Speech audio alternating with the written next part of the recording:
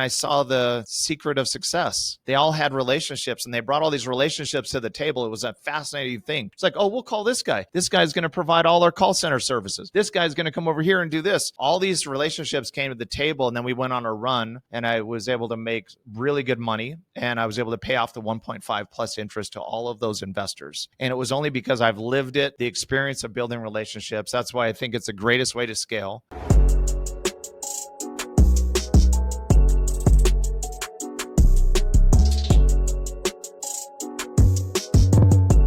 What is up, everybody? This is Jesse Ray with the Growth House Podcast. I am here with a friend of mine, Mr. Shawn Finnegan. Shawn, how you doing?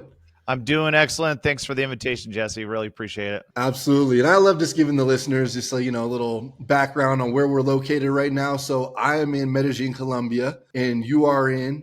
I'm in Orem, Utah. So long ways from Medellin. Yeah. This is a couple hour flights. Yeah. And then I was like to shout out whoever connected us, because I think relationships is such a powerful and impactful way to, really, build your network. And the person who connected us was Cody Barton. So shout out to Cody. Yeah. I really like that guy. That guy leads with value. It's a great man. 100%. Well, Shawn, I want to dive in, but what I want to do is I want to give the audience the story of how you got connected with and started a business with Shark Tank's own Mr. Wonderful, Kevin O'Leary. So do you mind just starting off sharing that story? Yeah. So we actually pitched Kevin twice. So I'll give you two quick stories on how we pitched Kevin, the Shark Tank guy, Mr. Wonderful. So we actually met Kevin about 9 years ago. At the time, he's running for Prime Minister of Canada, and we're doing a live event business where we sell tickets, we educate, and we want to have Kevin, who's a Shark Tank star, on our stages. And so we reached out to Kevin's right-hand person. He said, okay, you can come up to Toronto. It's the middle of winter, and you can pitch me, basically present the business to me. I had 30 minutes to pitch him. Really tight schedule. I've never met anyone in my life that has a tighter, more efficient schedule that doesn't really need to. So I flew up there in the middle of winter, and it's freezing cold. I remember it was 10 degrees below zero. I'm 2 blocks from Kevin's office. I go walking out and my brain is frozen, and I'm actually freaking out because I have 30 minutes to pitch him and my brain is so cold. I feel like I can't talk. You know what I mean? You don't understand this in Medellin or in Arizona, but this is a real thing when you're in 10 degrees below zero. All right. So I try not to be in that type of weather, but keep going. Very, very wise. So I go walking in, and I actually go to a 24-hour bank, and I'm just warming up, and I'm like,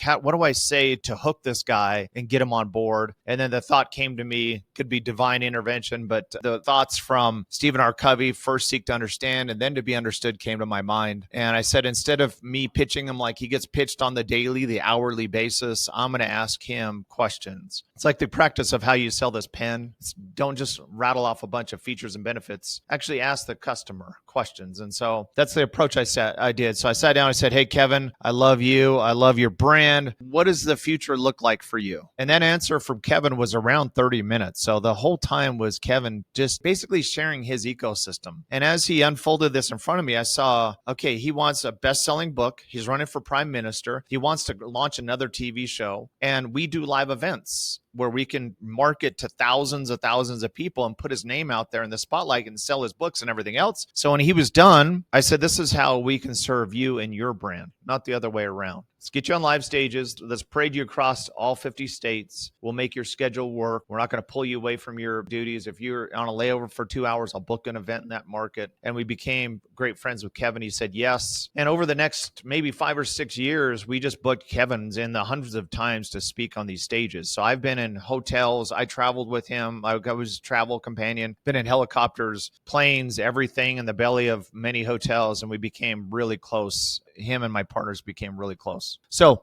COVID kicks in, no events are going on, and we have this tax business, and we're in a board meeting, and we're like, hey, who should we pitch that's in our wheelhouse that we're friends with, who sees millions of people? And that would be Kevin O'Leary. So that's where we said, okay, let's go pitch him again. I texted him and we weren't on the show. He said, hey, he was actually at the Westin in Arizona. So he's like, hey, come down to Arizona and present the business there. And if you watch the show, the Shark Tank, I mean, he is really hard on people that don't know the numbers, right? I mean, one of his quotes is, "You don't know the numbers, you're dead to me," right? So this put us in a lot of stress before this pitch because a lot's riding on this. If we could get him on board with this tax business, I mean, we could multiply our business, serve a lot of clients, have a lot of success. So we memorized every line chart, every bar chart there was, right? Because we weren't going to get called out on the carpet on our numbers. And it was actually our CEO stood up and launched into the pitch. And maybe 5 minutes in, he does one of these. And it's like the Simon Cowell stop talking moment, right? Yeah.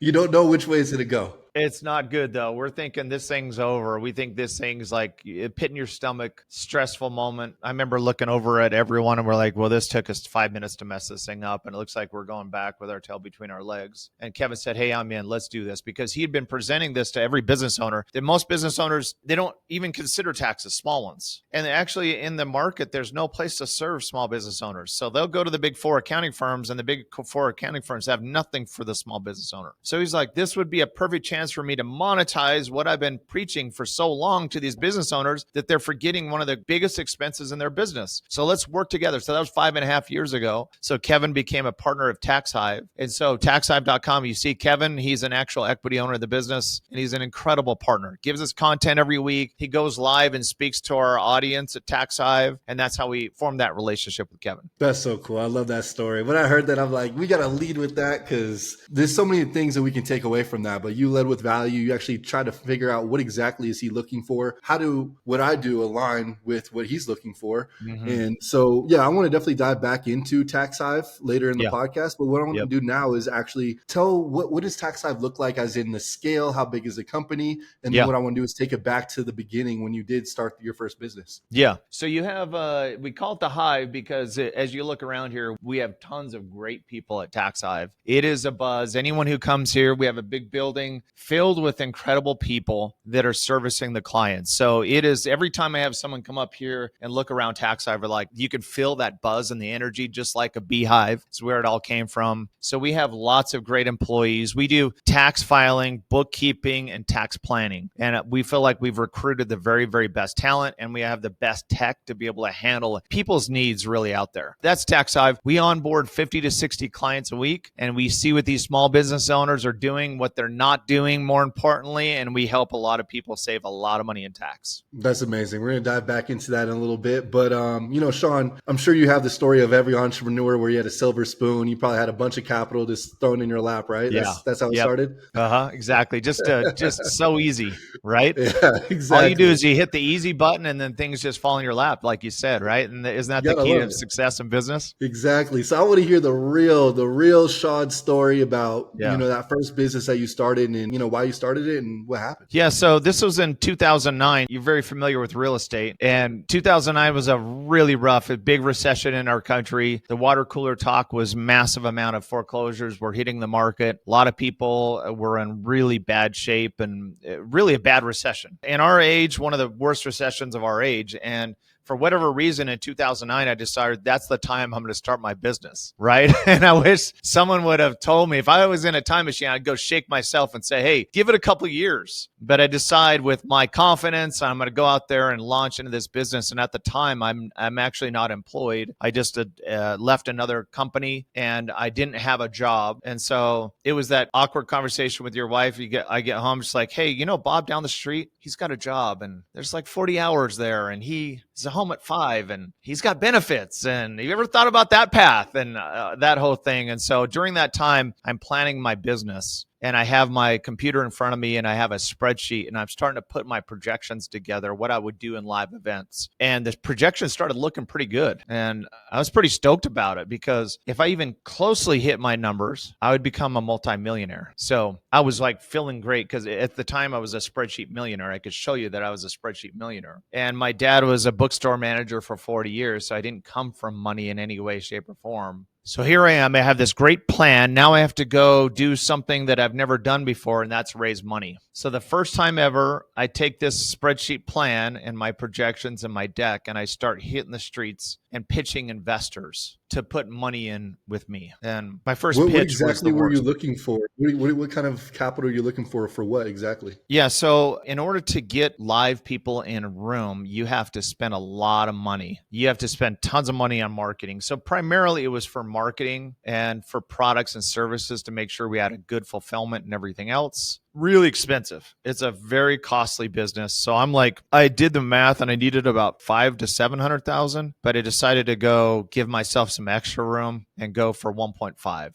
That's what I was looking for. First pitch was the worst pitch, but I started figuring things out a little bit, and I still made multiple mistakes in that process. I've never done it before, and it's scary. But I had 23 people say yes to me and gave me that 1.5. Took about 6 months of really pounding the pavement. I mainly met with private investors, angel investors, and I would present them, and some of them just saw this spark in me, and they felt like, hey, this is my hard-earned dollars, and I'm going to trust it to this guy who's going to go make an impact on the world. So I raised 1.5. That was a happy day. In my operating account, I had 1.5 million. So at multiple levels, like on top of the world, like, the king of the world, I felt like, right? Because my parents were proud of me and neighbors thought I was a baller and the word got out. I was a CEO of $1 million company now, right? And so I was really, really excited. And then I launched the business. And Kevin's quote is in business poo-poo happens, right? It's just a guarantee. And over the next 12 months, I made all sorts of mistakes. And any mistake you can possibly think of, I made. In particular, I had this one guy whose name was Kevin, and he was an incredible networker. Kept coming to me like every week and be like, Shawn, there's great business owners in your market that have really good, like Jesse, they have like really good following and a really good reputation. You should meet with them and get your product to their market. It's a no-brainer. And I'm like, I'm not doing that. Why would I do that? That just takes time away from me building this incredible business, right? Every operational problem I had, marketing problem, sales problem, I made about every mistake you can over the next 12 months. And I ended up losing the 1.5, completely gone. But it was worse than that because I had leveraged my house and my car. I had one car and I put a second mortgage on my house and was on literally the brink of losing that more. I hadn't made payments. So that's the level I was at by the time 12 months hit. And that was a miserable time of life. I felt this pressure, right? This mounting pressure, because what about my parents, the embarrassment of that? What about my friends and family that thought I was doing great? What about 23 people gave me 1.5 million? I have this group of employees now that have faith and confidence in me. All these things start just piling up and I'm down to zero. I have $2,000 in the bank on a Thursday night. Bad times, man. I think what's great about you and the people you attract, if we really are honest and talk about what we've been through, everyone has these moments. And this was one of my moments, what was the most painful moment of my life. I mean, I had a problem, right? I had a failing business, but there's a difference between problem and pain. And for me, the pain was on another level. Like I wasn't eating well. I was losing weight. I was like literally stressed out of my mind. I wasn't an engaged father at the time. I have these 3 little babies I'm raising, and all I can think about is this business. And I have this pit in my stomach like 24/7. And that was the period of time in my life. Rock bottom for me was a Thursday night because I had $2,000 in the bank, and the next day payroll was due, and it was $3,500. I was like $1,000 short in that range, and I'm praying for a miracle on Friday. A miracle doesn't come. I go to lunch with my business partner at the time, and I'm like, have we overturned every rock? And you think about that. I don't have $1,000 in the world. I couldn't get $1,000. I had a 1.5 12 months earlier. I was down to where I didn't have $1,000. Didn't have a dad I could call to get $1,000, right? So as I'm leaving for lunch, I get a call from my controller. She's like, hey, Shawn, I was digging through the safe. I found $3,000 of petty cash. What do you want me to do with it? I was like, I want you to hang on to that money. And I drove to the office and I picked up $3,000 of petty cash, and I went over to the bank and I deposited that. And if we remember from our college days, that money clears instantly. Cash is king, right? And I went into the teller and I wrote physical checks to every member of my team. And then I went back to the office and I hand delivered each check. And I felt like it was a contract. Like I lived up to you lived up to the end of your bargain and I lived up to mine. Here's a check, and I made payroll by $1,000 or so. Right. And it was in that moment I started becoming an expert on my failures. And I started I wanted to rank order where I made the biggest mistakes. And I always ask investors this question: what's more motivational, success or failure? And for me, I was very motivated in that moment not to wait for even 2 more days. I didn't want to go through another Thursday night where I didn't sleep. And I came to the conclusion that my biggest mistake during those 12 months was not building relationships with business people and other people in my market, in my area, in my industry. And I was prideful and I thought I could do it all myself because I was the high-flying millionaire CEO. And all that was taken away because I didn't prioritize that relationship building. I should have gone with my friend Kevin during that time. And I probably could have leveraged great relationships like every successful person does. There's no such thing as self-made, and go build a business, right? And I literally reached out and I took my phone out and I started reaching out to people in my network. And there was two individuals, or one individual that was the most successful person I knew in my industry. I went to lunch with him. It was sushi.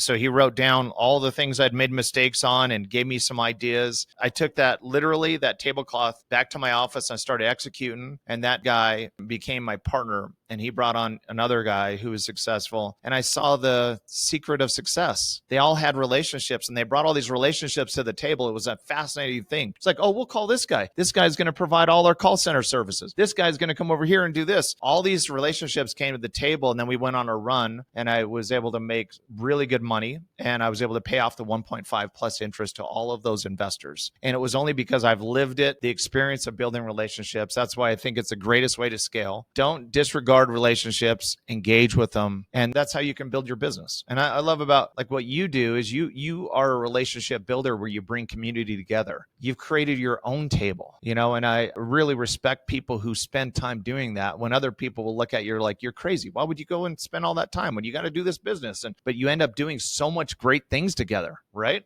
100%. I love you sharing that story, man, because we talked about right before we hopped on the podcast, it's like, what are you more motivated by? And a lot of us are motivated by that, maybe a fear of failure rather than the shiny object. Mm-hmm. And that seemed like that was the catalyst for you to get into those rooms and build those relationships with people. What would you say is, because now you host your own rooms, you host, a lot of events. I swear every single time I'm on Instagram, I look at your story. Someone's like, oh my gosh, Shawn's event was awesome.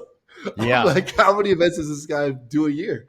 Yeah. So talk to me now about, how you're able to go from that rock bottom, start building those relationships to now being someone in this space, which that's how we got introduced by Cody. Cody's like, Jesse, who's someone who's amazing at building relationships and you would love him? Shawn, I got to introduce you. So how do you now go from solo, not wanting to reach out, not wanting help, to now being someone that, is known to be a connector, be someone that, hosts a lot of things and a relationship builder? 3 years ago, I decided to start my own table as well. I just built my own table. It's called the X Room. And I started 3 years ago. And I've learned a lot about how to build relationships. Most people will say, hey, I'm word of mouth and I love I'm referral based and they use that as a badge of honor. But most people struggle in this space. They say that they're word of mouth, but as you start digging into, well, what do you do? What are your systems and processes for bringing in good referrals? And generally they're weaker. So I found like there's massive opportunities. So anyone watching this that wants to increase the amount of money you make in your word of mouth, I've learned that there's 3 powers in this space. The first is your best relationships are probably someone in this phone of yours. I ask people in live events all the time, like, how many contacts do you have in here? And it's in the thousands a lot of times, or call it 500 people that you've already met with. I did an old school, when I first started building relationships, I did old school spreadsheet style, and I pulled out my phone and I asked myself one of 2 questions. Question number 1, who would be a good referring partner for my product? Number 2, who's someone in my network who should buy my product? If it's a house or if it's a property, whatever it is. And I made a list and I came up with about 400 names, 200 in each. And then I just went to work. I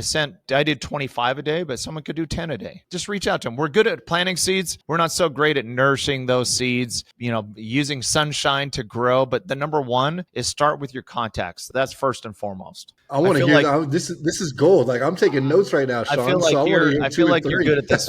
You're good at this. And the success principle number 1 is follow through is everything. Right? You're very good at follow through. You are incredible at follow through. You're actually like my number 3, which is referrals. You're very good at that. We'll come back to that. But number 2 is live events are amazing. You get together and do live events. In a short period of time, you can make some of the best connections ever. But what I've found is there's certain people who are very good at doing live events in a live event format and other ones who are struggling. And I would say most people struggle in it. Imposter syndrome, you're nervous. It's like, do I want to go to a whole group of people I don't know, strangers in a room? That sounds pretty bad to me, right? So what happens is people get nervous before the event and they come in, they're looking at their phone like this and they go to the corner and they don't engage. And I mean, no one wants to talk to me right now. I look very busy here, right? I'm in business right now, so I don't even want to mess with this person. And so I would just say that as you walk into a live event, look at those two doors that you walk into as a portal. And what's your intention before you get into that room? What is something like what's your strategy? Who do you want to meet in that room? How do you want to show up in that room? Do just a small little intention before you get in that room. Walk through those doors, and then that's the portal you enter into, and you're the greatest version of yourself in that room. What I do is I go straight up to the middle of the room, and generally, who am I finding in the middle? Jesse. Jesse's standing in the middle because you're the promoter in that event. I go right up to you. I don't even know Jesse. I'd go right up to Jesse, and I'd shake Jesse's hand, I'd smile, and I would say, hey, Jesse, this is a great event. It's an honor. Thanks for the invitation. This is something I do. Who do you think I should meet here? What do you think I should do? What's the best way for me to use the time here? I'd take any pointers you have for this room. And then Jesse walks me over to 2 or 3 people. I just got an introduction from the actual promoter who probably has years of relationships built in this room, right? Whatever you do, and then you come away with 3 or 4 incredible contacts, not 20, not 30. It's like you're looking very specifically like, hey, these are the ones that fit in my world. And when I meet someone there, I'm like, hey, so-and-so, Bob, I would love to do a follow-up. If you don't mind, let's do that now, because if I leave these 2 doors, this is so important to me that I engage with you and we meet together based on what you're doing and what I'm doing. I see a great fit. How's your schedule at 2:00 on Tuesday? And I walk away. It's not awkward. I'm not leaving that event saying, oh, I got a business card and I text you, hey, Jesse, I saw you at that thing. I have an appointment with you at 2:00 on Tuesday. I have a Zoom invitation sent. I have an invite done. There's no awkwardness. Now I have 3 or 4. I literally did this the other day. I did a breakfast event. There was 20 incredible entrepreneurs and I paid close attention. No one set an appointment in the 20 other than me. I had 5. I had 5 appointments when I left there, and I've done business with like 3 out of the 5 so far. But I walked around like, man, these guys, they just don't want to do it. Right. And instead of you leaving with like, if you had 5 appointments, what could you do in your business? Right. And what does that mean to you? It's just such a great way to scale. And then third and final is these referrals. And I think this is where you shine, especially you shine on all 3. But like we were introduced on a text, riches are made in the follow-up. You followed up immediately. You responded immediately. You edified Cody, who introduced us. You set a time. We engaged on that time. When we had the conversation on Zoom, if you remember, you committed to introducing me to a couple of friends. You introduced me to those friends. And then you made sure back channeled that those friends responded, right? That's so awesome, man. I'm like, dude, this guy's got it. You live it. You live the pitch. What's crazy is you have to back channel just like I do because people don't value that referral like they should. Like here, the referral I give you is the best compliment I can give you. Hey, Jesse, I've known this person for years, one of my great friends, and I feel so good about you. I'm going to introduce my friend to you. And then sometimes they don't respond or they don't follow up. It's the worst, right? Yeah, it makes both of us, both parties kind of look bad. I'm like, I swear I knew this guy. Right. So those are my 3 powers. I feel like if anyone does that, you're going to put a multiple on your top line revenue or whatever you're doing, and you're going to increase your network, which increases your net worth. Right. So true, man. Shawn, you hit so many points, and I want to kind of dive into some of these. I want to start here because I think a lot of people hear, networking or building relationships, and they're like, oh yeah, when you're just starting out, you definitely need to do that. That's for the newbies or someone new. No, this is for everybody. And I'm even more surprised now that, my circle is similar to yours, where it's a lot of very high level people. And they come to me asking me, how do you build these relationships? Which in my head, I'm like, oh, I thought this is just, natural. Everyone does this. No, this is actually for everyone listening, whether you're just starting off in your business or you're scaling to 8, 9 figures or even an exit. You need certain relationships in your life. And referrals are way better than trying to just do a cold intro to someone or try to, reach out to certain people via DMs or LinkedIn or email. I could just be like, Shawn, do you know this person? That's going to be way more likely that I'm going to build a relationship way faster with that person than me trying to figure out different ways to connect with someone cold. So amazing what you just said. The intention. I think a lot of people don't do this, which is crazy. If you're going to pay money to go to an event or conference, which I'll say something about a conference, which I like to do more intimate events, but I know at some point I'm going to do conferences, so I can't, talk too much crap on them. But the real benefit I feel like in conferences are in the hallways. Yeah. They're all those 100%. Little nooks and crannies in the conference where it's not someone that you're going to get this amazing light bulb moment. It's going to make you millions of dollars. It's the people around you, the person sitting next to you, the person that you're going to meet walking out of the bathroom. Oh, what do you do? Oh man, no way. I want to connect with someone like that. It's perfect. But before that, you need to set those intentions. Look to see who's going if it's possible. Some of my best friends were speakers at different conferences, at different events. Yeah. And I said, I want to meet Diego. I want to meet this person. I want to meet this Mm-hmm. person. I did the same thing you did. I remember when I first started going to conferences, I went up to the host. His name was Dustin. Yes, We were sir. in this big real estate conference in Arizona. Dustin, Mhm. man, I love this. He's like, who are you? I'm like, Yeah. big fan of your podcast. I'm so Yeah. happy to be here. And I said that, who should I meet? You getting introduced to other people through the Mhm. host, amazing hack right Yeah. there. I love that because Yeah. they're the people that are Uh-huh. constantly getting bombarded. So Yes. they can't talk to everyone. But Right. if this person is just said how much they love you as the host, you're going to be Yeah. like, oh man, well, I want to introduce you to someone because, you Yeah. know, you're going to probably talk good about me to Yes. this other person. And this is a great connection. So that's Yeah. a great hack right there. I love that. Yeah, and they have a vested interest in your success because they're trying to put on a great event. Yeah. 100%. And one thing I want to mention is what can you bring to a room that's free? I try to do this everywhere I Great. go. I'm bringing in energy and positivity. It's Yeah. completely free, guys. Yes. And I think, Shawn, you do that too. We hopped on a call. We both smiled Yeah. at each other. We're both Yeah. like, oh, we're going to be friends. So you can just tell. Yeah, We have good sure. energy, good vibes. And if you bring that, not on your phone, but just bring positive energy, that's something you Yeah. don't need to be, you know, have some crazy business yet. You can literally bring that just as a person, and people are going to Yeah. remember that. Another thing Amen you to that. said- Quick comment on what you said earlier. It is in the halls a lot of times, these interactions, right? I did an X-Room event about a year ago. X-Room event is every quarter, and I have a few hundred people show up, but I do love the intimate more. But I had one guy come early who was a private equity guy. I have another friend who's a multifamily guy. They sit next to each other 30 minutes before the event. They hit it off. They become like close friends in a short period of time. They're just like, man, I have excess funds in my private equity I want to place money with. And it turned out he had about an extra couple million. This guy is needing funding for his multifamily. They left within about 45 minutes. The private equity cut him a check within 3 days of meeting him for $1 million. And I always think about that experience. I'm like, what if the multifamily guy didn't show up? He's like, man, I got too much to do. He'd had 1,000 less or $1 million less in his financing. It's like you never know what's going to happen in the hallways and what you do in like the back of the room or at lunch when you're at these events. That's where the magic happens. Absolutely. No, I love that. What do you think of this? Because I think a lot of people try to connect with everyone. And I say, if I'm a relationship person, I go off of, if I vibe with this person, Yeah. then that's good. But if I don't, that's okay. You Yeah, don't need to sure. connect with everyone. I think a lot of people get tied up like, oh no, I need to connect with this person just because I met them and maybe they're successful. Yep. If they're not your cup of tea or not your type of person, it's okay. That's right. There's so many other people you can connect with. What's your thoughts Yeah. there? Like you Yeah, don't I have to think connect with everybody. some guys, especially young. So I go try to teach 1099 sometimes door to door. Sam Taggart's a good friend of mine, and I go up to his event every other week and speak to 1099. These are door to door salespeople, and they try to go recruit and they try to sell, in live events. And I always hear the same thing. Well, how do I sell these people? Like, what's my pitch? And as you know, just hearing that as a networker, you're not going there to just present and pitch everyone in that room, right? And so it's again, first seek to understand. And if you do what you do and you understand what they're doing and it's vibing with you, and hey, there's some real strategic alignment here. If there's not, then you're leaving them with the free gift of being positive, maybe a perspective, maybe a friendship strikes up where you never do anything together, but you become friends. All these other things happen. But if you see an actual strategic alignment with someone, don't wait.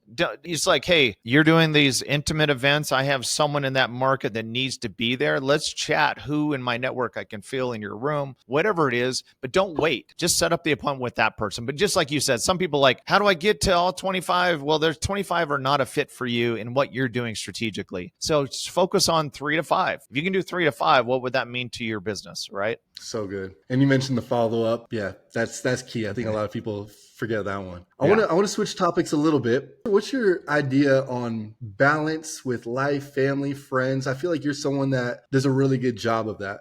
I see you out, on the lake where it's a river. Yeah. I'm not sure what's going on out there Lake. where you That was are. a lake. It's a lake. Yeah. Okay. So you're out there, you're spending time with your daughters. You're not just solely focused on your business. Has that always been the case? How'd you, have that kind of balance now? Do you believe it is balanced, or is it different seasons of life? I want your perspective on this. I believe balance is like, it almost like is guilt ridden, right? For guys. I think men suffer with that idea of balance because there is seasons in life. If you're starting a business and you're grinding out this business, there's going to be this season where you don't have balance. And if you really want to be successful, sometimes it means you're working on the weekends, and that's not balance in any way. Is that balance? And so to me, it's a challenge. I was a lot worse, I feel like, during my 20s and 30s, where I felt like I've been told my whole life, you got to provide for my family. And in the pursuit of providing for my family, just trying to make it work, I was grinding hard, many times working too many hours, being on the road too much, I feel like. And I have these 3 girls. I have 2 daughters that are married now and moved out of the house, right? And I have 1 daughter who's 19.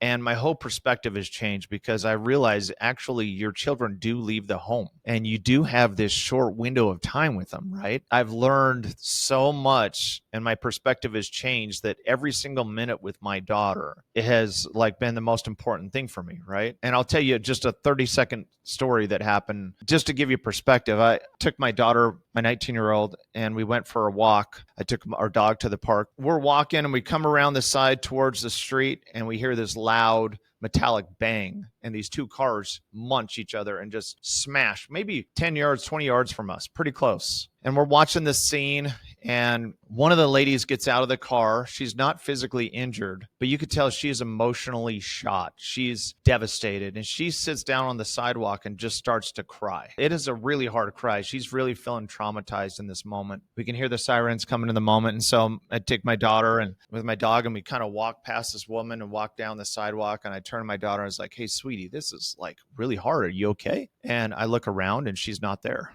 And I'm looking around and I look back and she's sitting on the curb next to this woman and she's got her arm around her and she's saying like consoling things to her to help her in her moment of need. I think that image will always be in my mind of her sitting next to this woman on the street and doing that. I'm the adult and I'm supposed to be a mentor and educator. And I learned more in that moment what it means to be like Christ and to be like the good service leaders in history is like, that's the person you serve, right? So those are the moments like I want, and I've learned more than I ever have. And I just tell anyone who's in the 2030s, just carve out the time, dude. It might even be 5 minutes, might be 10 minutes, but put the phone away, spend time with who is the most important. I always tell people, who are the last 20 texts you've sent? If your priority is your family or your loved ones, make sure that they're part of that mix, right? Man, that's a touching story. And it is so true. What's something that you wish you would have done, while they're growing up? Was there a certain age that you're like, man, I wish I could have gone back to that age and did something different? For sure, I'd have fixed my schedule. But one of the things I did this post recently about the role of fathers because I had pretty much brothers. I have an older sister, but I had no idea. I was a terrified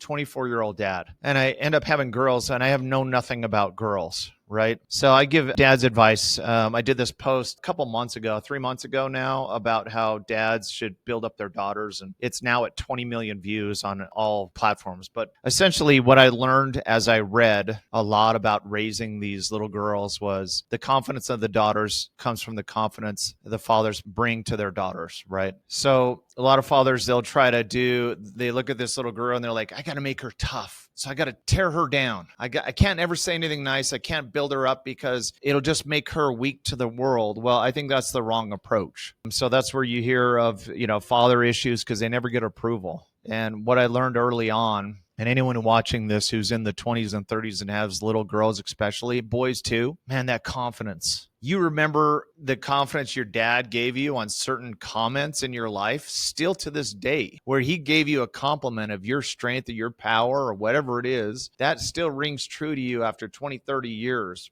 of life. And that's the impact a father can have on their son or their daughter. If you build them up enough, when they hit the world, they're going to have an armor on and they're going to believe that they're great and they're princess, they're queens out there and they have strength and they can go handle all the rejection because boys are tough. Boys are brutal. Girls are even many times worse. They say rude, horrible things, and so you want your kids, you want your children definitely to be strengthened and to have that armor on as they face the world. So true. I'm even thinking back to my dad growing up. He would always say like, Jesse, you're a leader. And this is like, I'm like second grade and then fifth grade and then high school. Sir. And I'm like, I definitely was not a leader, at that time. And then I was team captain of the basketball team. And then I was slowly like filling into this role that I never set out to be, but I think just subconsciously, my dad always saying, you're a leader, and I'm witnessing him be a leader, reading all the leadership books, John Maxwell, etc. Yes, And sir. then all of a sudden I realized, damn, I'm doing all this now. And so it's Yeah. so true. Just this a role model and example that you said as a father. I think it needs to be said, like, you probably don't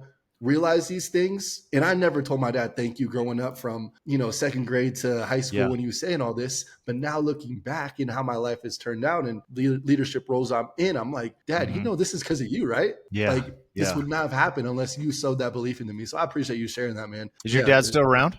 Yeah, he is. He's amazing. Yeah, you got to tell him that those comments have really shaped who you are and what you're doing. Your reputation's 1000%. amazing now, and you're leading in the group that you're in. I appreciate that. All right, we're going to talk about everyone's favorite subject for a little bit: taxes.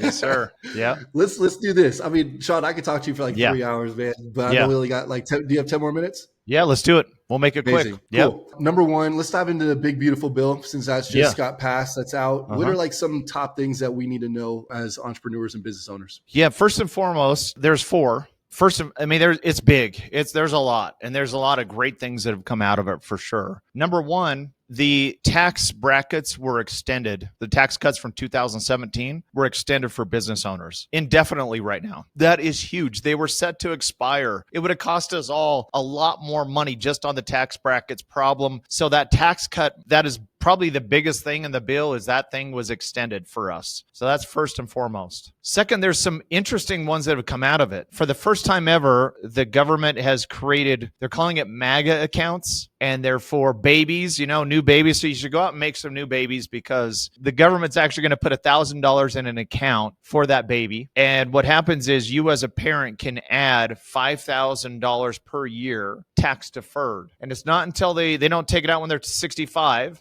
They take it out when they're 18. And so that will grow. There's a custodian involved in it. It goes to the market, and it's $5,000 a year that you don't pay taxes on from your income. And what happens is they could take it out for schooling, for starting a business, or they could take it out for any kind of health related issues. So you imagine most 18-year-olds don't have that advantage where someone has set money aside. This is a great option for them to put money aside, save themselves a lot of tax. And then at 18, you have 100, 150 grand, whatever the number is in there when you're 18, that gives them a huge leg up in life. So that's number 2, would be the MAGA accounts. Number 3 is a pretty wild one that's never been done before. If you purchase a vehicle made in the USA, so this would be Tesla, made in the USA vehicle, the interest you pay on your loan is tax deductible. First time ever. So that's how it is with mortgages. You get to write off your interest. They're launching the made in the USA car deal as part of the big, beautiful bill, where you actually get to make those payments. But then, as when you're purchasing anything, a big percentage of that money is interest. So that all can be tax deductible on all the payments you make on a made in the USA car. So that would be number 3. Pretty wild one. That's awesome. So you should all go out and buy vehicles. I actually need to buy one this year. All right, there you go. Perfect. And then number 4 is your real estate. So incredible opportunity for real estate investors. For if you buy a property and you're holding it long term and you can depreciate the property. As you know, IRS puts a life on everything. With a rental property, there's 27 and a half years of life is what they give, and then they think it's over. So you get to do a deduction of value of the 27 and a half years on a property. Well, for the first time, he's bringing back now 100% year 1 in depreciation expense. You could take up to 100%. It used to be 40%. That's going to 100%. Pretty amazing. And I'll give you, Yeah. Does this have to do with the cost segregation, or is this separate? Separate than cost segregation. Yep. I love cost segregation as well. Cost segregation, just a quick definition of it is, although the IRS gives you 27 and a half years on a rental property, within that rental property, you have a dishwasher and you have other items in there. They have a different life. Some of them, a lot of them are 5 years for equipment in that house. And so a cost segregation studies, they'll come in, experts will come in, and you can depreciate a lot of the items within the property a lot faster. It's an incredible. So it's I've just learned so much that the wealthy leave a path. Guess what? The wealthy do all these things. They do cost segregation studies. They're strategic about how much they take in depreciation year 1. They're just smarter than we all are as business owners, where you just take the worst advice on the planet Earth and you cut a check every time there's tax season. You just got to check. That's how we're programmed to do. But the wealthy don't do that. Exactly. I want to hit on 2 points before we wrap it up. You mentioned on, other podcasts, there's 2 tax roles that you need. Number 1, a tax filer, which pretty much all of us have. Yes. And then a tax planner. You want to talk about that real quick? Yeah, you believe in power teams, right? You got experience in real estate and everything else. So you as an individual need to build a power team around. You have a mortgage broker, you have a lawyer, you have all these people that are helping you be successful. Most people just have a tax filer, which is the equivalent of going to a grocery store. You get all your items, you go to the checkout. That checkout person is the equivalent of a tax filer. The game's over. You're handing them their items and then they do it. And the vast majority of people are upset with that filer because they don't feel like they're getting enough deductions. The vast majority of people, well, guess what? They hired that filer for the wrong job. You need to open up a new position in your power team and you need to hire a tax planner. This tax planner is the equivalent of being a personal shopper, walking around the store, making sure while the game's going on, you're looking forward in your taxation. And when it comes down to checking out, you've saved a ton of money on coupons and everything else, which represents the deductions. So good. And I think so many people need to realize the difference between those two and have that power team. Before we wrap up, Shawn, how do people find you? But before that, tell me about TaxHive, as in who are what's the ideal client for someone to use TaxHive? Love it. So TaxHive, we do, again, bookkeeping, tax planning, filing, and our avatar, our person that we love to work with is a business owner. If you're W-2, that's great too. We have really inexpensive ways for us to file, but anyone who has a business. So this is like small business that are underserved in the market. We love you. Call us up, engage with TaxHive. There's so much we can do. We have a blueprint that we built. It's a technology that's absolutely for free. Like you said earlier, you want to lead with a free value. This is a free value for us. It's 17 questions. You answer the 17 questions, take 5 minutes, and it will give you an email and show you ways that you can start saving money right now in tax. So take the blueprint, but more importantly, just talk to our team. It's pretty painless. We're going to ask you a lot of questions about your situation. We have plans depending on the size of business. It's going to be really inexpensive. Do amazing on the top line. We love you too. And we have a plan for no matter where you are in your business, we can help. Amazing. And then how do people find that questionnaire and then that free guide? Yeah, so we will we'll include it. I'll send you a link, Jesse, that we'll have on when you post this, so you can put the link to the blueprint absolutely for free. I'll give you our contact information. You can call in, or you can we have a Calendly kind of service. You can just grab an appointment. Takes less than 30 minutes with us at TaxHive, and then we can really dig in and find out. And some of them watching this, like, I don't know exactly where I am. It's okay. You don't need to know all your stuff. We're going to ask you very basic questions and keep it simple and help you. Amazing. As we wrap up, there are people listening. They're like, man, I want to connect with Shawn. He has an amazing story. I just want to learn more and follow him on social media. What are the social media channels that they can follow you on? I think I'm the only Finnegan Shawn out there. So my last name is Finnegan. There's actually another, and that's not true. There's another supermodel out there. His name is Shawn Finnegan. But other than that, I'm the only Finnegan Shawn on Instagram, LinkedIn. My goal is to double my network this year. So it starts with your community. So I love to engage with you. Reach out to me. I love to spend time with people and build my relationships. So if you search him up and if it's a supermodel, most likely that's him. So make sure you go follow him. The opposite of looking at me. Opposite of me, for sure. Shawn, this has been so much fun. Jesse Ray with the Growth House Podcast. We'll talk soon.